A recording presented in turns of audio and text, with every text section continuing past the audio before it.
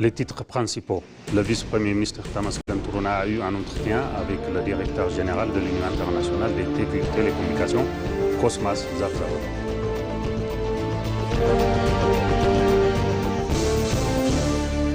Le ministre d'État, l'ambassadeur Adara Avra, a reçu l'ambassadeur du Royaume de Jordanie en Éthiopie, Amjad Al-Moumani, à Addis Abeba.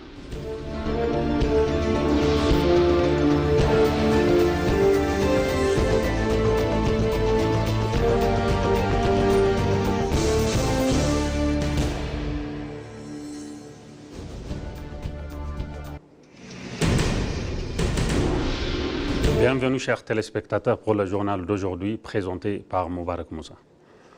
Le vice-premier ministre Tamas Gantouruna a déclaré avoir eu un entretien fructueux avec le directeur général de l'Union des télécommunications, Cosmas Zavzava, sur les questions susceptibles de renforcer la coopération en matière de développement numérique. Au cours de cet entretien, le directeur général de l'Union a souligné le caractère impressionnant des réalisations d'Ethio Telecom, notamment en matière d'accès aux infrastructures numériques, de développement des compétences numériques et de renforcement institutionnel, ainsi que de mise en œuvre de la stratégie Éthiopie numérique 2025. Dans son message, il a également mentionné que les deux parties s'étaient engagées à collaborer de nouveaux domaines afin d'atteindre les objectifs de la stratégie Éthiopie numérique 2030 et de faire progresser la coopération. Le vice-premier ministre Tamas Gantouruna a annoncé dans un message publié sur sa page de médias sociaux qu'ils avaient convenu de travailler ensemble pour organiser des conférences internationales dans ce domaine en Éthiopie et d'apporter un soutien continu au succès de la stratégie Éthiopie numérique 2030.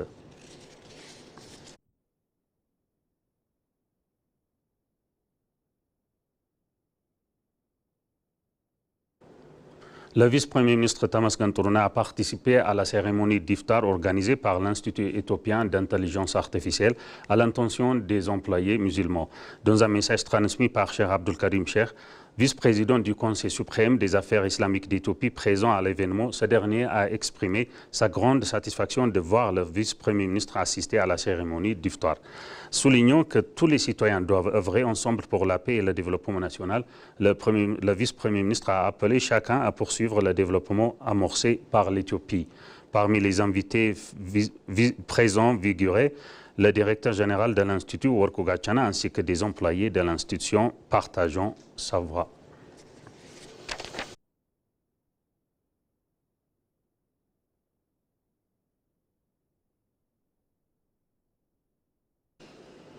Le ministre d'État des Affaires étrangères, Adara Avra, a reçu l'ambassadeur du Royaume de Jordanie en Éthiopie, Amjad Al-Moumani, à Addis Abeba. Lors de cet entretien, l'ambassadeur Adara a mis en avant les réalisations historiques entre l'Éthiopie et la Jordanie, soulignant la nécessité de consolider les liens bilatéraux et de renforcer la coopération dans plusieurs domaines, notamment sur les plans économiques et commerciaux. De son côté, l'ambassadeur Amjad Al-Moumani a réaffirmé la volonté de la Jordanie de renforcer son partenariat avec l'Éthiopie et de travailler étroitement avec les autorités éthiopiennes afin de développer la collaboration dans des secteurs d'intérêt commun. Les deux responsables ont également échangé leurs points de vue sur les récents développements au Moyen-Orient et ont insisté sur l'importance de promouvoir la paix et la stabilité de la région.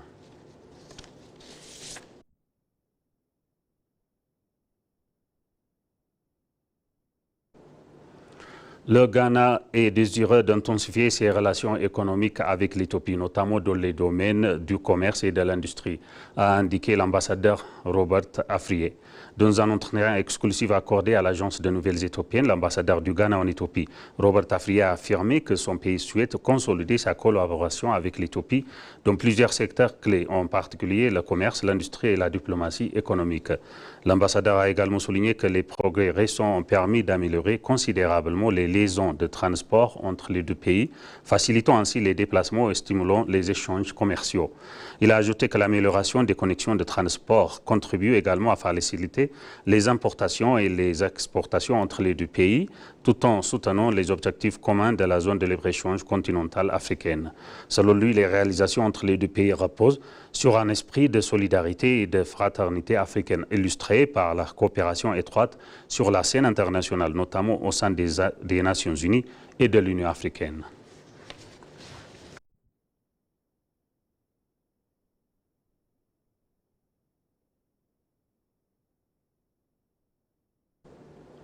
L'Éthiopie prend des mesures pour faire face à la crise des carburants apparue suite à la guerre au Moyen-Orient, a déclaré le ministre des Affaires des Finances. Selon le ministre des Finances, Ahmed Shide, le gouvernement accorde d'importantes subventions afin de garantir l'approvisionnement en carburant et en assurer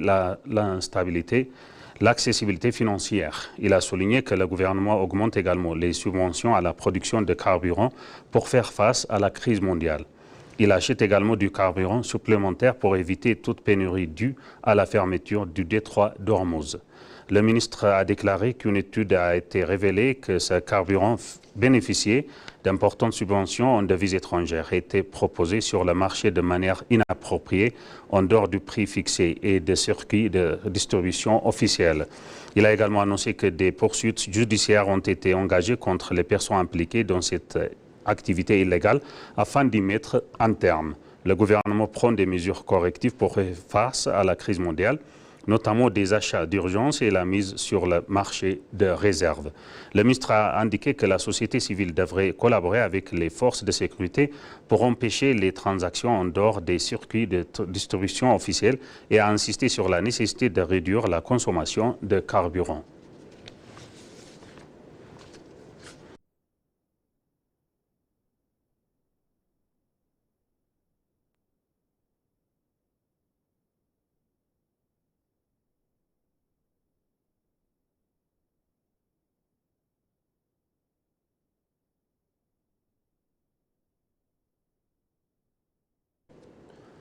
La Commission éthiopienne de dialogue national affirme que le dialogue national encore attribue à instaurer une culture de résolution des défis nationaux par la consultation et le dialogue, tout en favorisant la construction d'un large consensus à travers le pays. Dans un entretien exclusif avec l'agence de nouvelles éthiopiennes, le commissaire Jonas Adaya a indiqué que le processus porte déjà ses fruits en encourageant des solutions fondées sur le dialogue aux griefs politiques et sociaux de longue date. Il a expliqué que l'initiative de consultation a désormais atteint une étape cruciale pour renforcer le consensus national et consolider les efforts de construction de l'État. Le commissaire a également souligné un développement notable, les groupes armés opérant dans différentes régions qui ont participé à un dialogue pacifique ont soumis leurs propositions à la Commission. Selon Jonas, cette démarche démontre correctement que les défis nationaux peuvent être révélés par la consultation pacifique plutôt que par la confrontation. Jonas a souligné que les forums de consultation préliminaires organisés dans la région de Tigray jouent un rôle important pour garantir la pleine inclusion du processus. Il a également indiqué que la prolongation du mandat de la Commission offre l'opportunité de mener à bien les tâches en cours avec plus de profondeur et d'efficacité.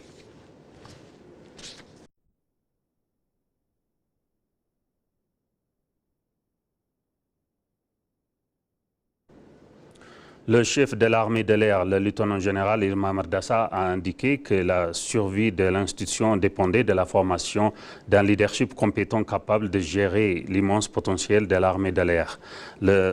Il a donné des instructions aux officiers supérieurs suivant une formation de 5 semaines au leadership militaire à l'école de leadership de l'Académie de l'armée de l'air. Il a souligné que durant cette formation, un chef militaire devrait être exemplaire en matière de travail acharné, faire preuve de force mentale et psychologique et être capable de résoudre les problèmes et de rester loyal en toutes circonstances difficiles. Il a ajouté qu'un chef militaire était capable de prendre les bonnes décisions dans des situations imprévisibles. Il a également fait remarquer que les chefs ne se concentraient pas de préparer l'armée au combat, mais la préparent aussi aux missions en combinant les aspects psychologiques et techniques. L'armée de l'air forme actuellement des pilotes de chasse, des ingénieurs et des techniques exceptionnels, compétents et performants, a déclaré le lieutenant-général Irma Mardassa. Il a conclu en affirmant que la survie de l'institution reposait sur la formation d'un leadership compétent, capable et coordonné et de diriger cet immense potentiel.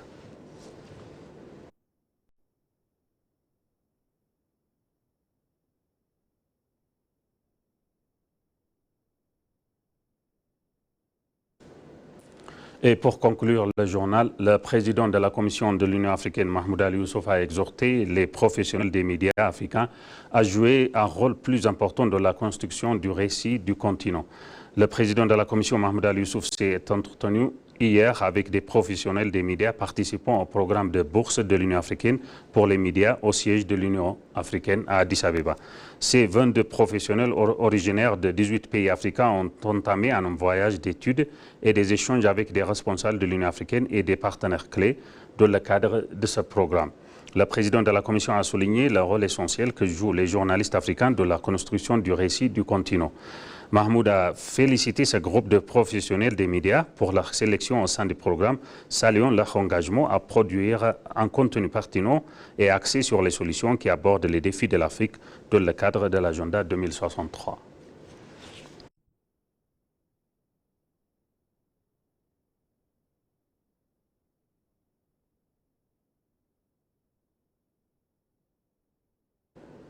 Chers téléspectateurs, et maintenant je vous rappelle les titres principaux.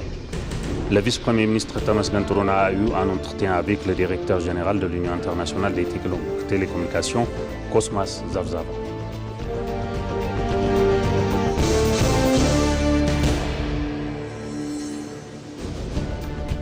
Le ministre d'État, l'ambassadeur Adara Barra, a reçu l'ambassadeur du Royaume-Uni, du Royaume de Jordanie en Éthiopie.